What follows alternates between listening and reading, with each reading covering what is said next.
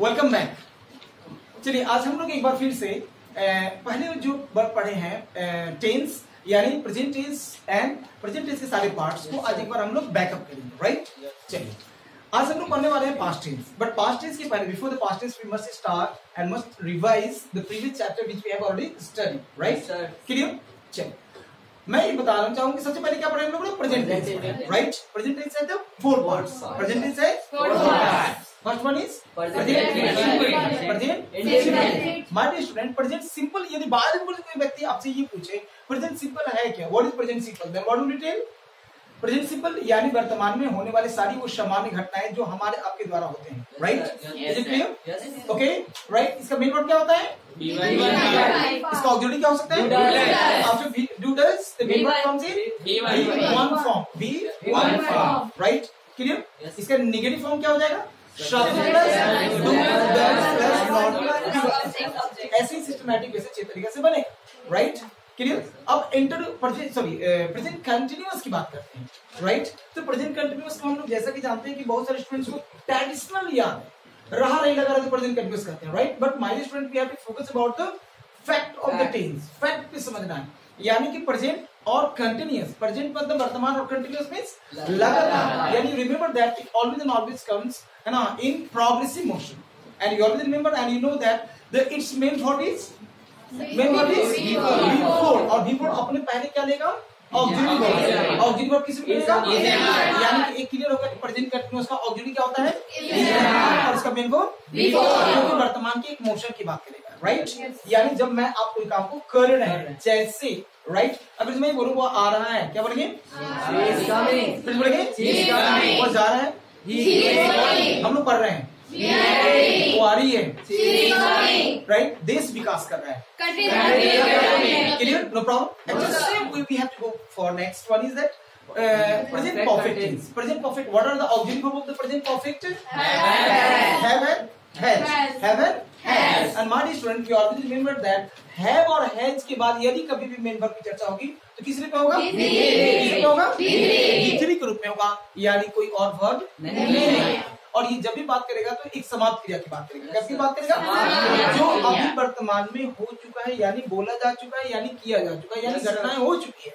यदि मैंने बोला मैं खा चुका हूँ, क्या बोलेंगे?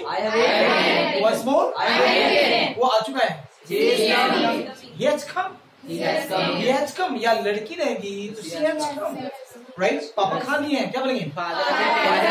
मैंने देखा है, वे लोग दिल्ली पहुंच चुके हैं, यानी हमने क्या देखा? हैवेज के बाद हमेशा भीतरी का प्रयोग प्रेजेंट परफेक्ट में जो वर्तमान के एक समाप्त क्रिया की बात करें। Is it clear? मेन अब अगर आते हैं present perfect continuous. Present perfect continuous जब भी बात करेगा तो किस तरह के एक्शन की बात करेगा? जो बीते समय में शुरू हुआ, अभी भी जारी है और आगे भी जारी है। It covers more than one time, like past, present and future. Past, present and future, clear है? जैसे अगर तो मैं ये बोलूं मैं 2 घंटे, अच्छा इसका स्ट्रक्चर फॉर्मेशन क्या होगा? ऑक्सिलरी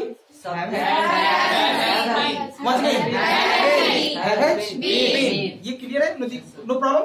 इसका मेन वर्ब क्या होगा? Before. Always remember that continuous form always get the main verb before. Continuous word कभी भी लेगा तो अपने बाद मेन वर्ब ये बताएगा कि मोशन की, कब?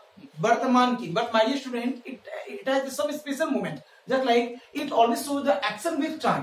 एक्शन विद टाइम, जैसे मैं 2 घंटा से पढ़ रहा हूँ, क्या बोलेंगे? I have been reading for 2 hours, क्या बोलेंगे? वो 4 दिनों से जा रही है। She has been reading for 4 days. Any doubt? No doubt? अब आते हैं now dear student, we are coming to past tense. Past tense, क्या बोलेंगे? Past tense is also divided into 4 parts. सबसे पहले कौन? Past indefinite. Past indefinite. When we write down the past indefinite, then we remember that past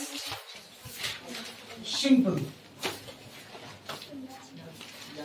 Remember, past simple यानी past indefinite, both are same, right? My dear student, past simple को हम लोग क्या कर सकते हैं? यानी किस तरह की घटना की चर्चा करेगा? You remember? Everyone, please look at me. देखिए सबसे पहले क्या है कि हम लोग पास्ट सिंपल को किस तरह से डिफाइन करेंगे, किस तरह की घटना को कवर करेगा ये, तो ये बताएगा पास्ट और सिंपल। पास्ट मतलब क्या होता है, यानी इससे पहले हमारे आपके बोले जाने से पहले, और सिंपल मतलब समान। यानी एक चीज क्लियर हो गया कि ये बीते समय के सारे सामान्य घटनाओं की चर्चा करेगा जो हो गया, जो किसी ने किया, जो किसी ने किया। Any doubt?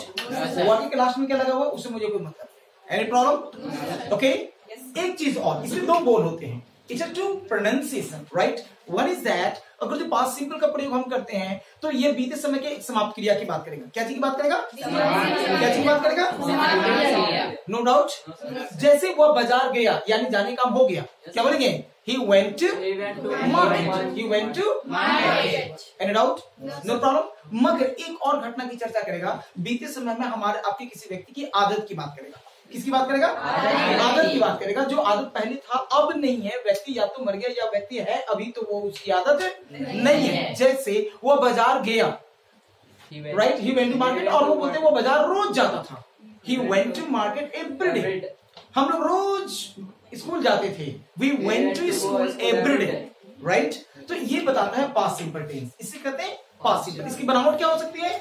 Subject plus V2 plus object. My student, you always remember the V2 is always what? V2 is always, है ना, the main verb of the past simple tense. V2 is the main verb of past simple tense. And we remember, हमें याद है कि V2 हमेशा एक ही form में आता है, वो अफर्मेटिव फॉर्म में, राइट?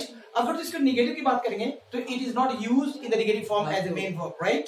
क्लियर? सो अगर जो बात भी, if we want to make the negative form of this structure, then what we need? Auxiliary, क्योंकि ऑक्सिलरी के बिना नेगेटिव वर्ड नहीं, ऑक्सिलरी के बाद ऑक्सिलरी के बिना नेगेटिव सेंटेंस किसी भी टेंस के ले लो, किसी भी टेंस के ले लो, कोई दिक्कत? तो ऑक्सिलरी लेने के लिए हमें क्या करना पड़ेगा? शब्द डिड। डिड क्या है? Auxiliary verb. डू किसका ग्रुप है? ये डू ग्रुप का। किसका ग्रुप है? डू ग्रुप का। और डू ग्रुप हमने क्या पढ़ा है? बोलो, और डू डिड के बाद आने वाला मेन वर्ब, अब याद करो। क्या बात है भाई, गजब। ऐसे ही खाओ खाओ पचाओ, राइट? यानी कहने का मतलब है डू डज डीड के बाद आने वाला मेन वर्ब सिर्फ एक होता है, वह है V1। क्या होता है? V1। V2, V3, V4, V5 का चर्चा होगा ही नहीं। Impossible, impossible, impossible. किसकी चर्चा होगा? V1 की। मगर यहाँ नॉट वर्ड देंगे ना, नॉट, और उसके बाद V1 और ऑब्जेक्ट, ये आपका स्ट्रक्चर बनेगा पास्ट सिंपल का। Any doubt? Any doubt? ये आपका पास्ट सिंपल का स्ट्रक्चर क्लियर है? कोई दिक्कत नहीं? चलो, अब आपको हर सारे मेन वर्ब को V2 के रूप में यूज करना होगा, मेन वर्ब के रूप में अफर्मेटिव सेंटेंस में। जैसे मेरे साथ सब लोग बोलेंगे, वह गया, he went, क्या बोलेंगे? मैंने देखा, I saw, वह आया, he came, मैंने उससे मदद किया, I helped him, फिर से बोलेंगे, हाँ वे लोग यहाँ आते थे, they came here, क्या बोलेंगे? राइट? क्लियर है? कोई दिक्कत नहीं। अब अगर जिसके नेगेटिव फॉर्म में यूज करेंगे तो कैसे यूज करेंगे? कैसे यूज करेंगे? नकारात्मक डीड के साथ। और मेन वर्ब क्या होगा? V1। हाँ, वह नहीं आया, he did not come, क्या बोलेंगे? मैंने नहीं पूछा, I did not ask, फिर से बोलेंगे? क्लियर है? कोई दिक्कत? चलिए मिलते हैं फिर हम लोग अगले वीडियो में। और ऐसे ही आप सभी लोग इससे पहले जो भी लोग पढ़े हैं, आप इसका रिवीजन करें। रिवीजन जितना करेंगे आपका आगे का टेंस उतना ही आसान होगा। यदि आप यूज नहीं करेंगे, रिवीजन नहीं करेंगे, आपका टेंस ऐसे ही रह जाएगा, राइट? Thank you.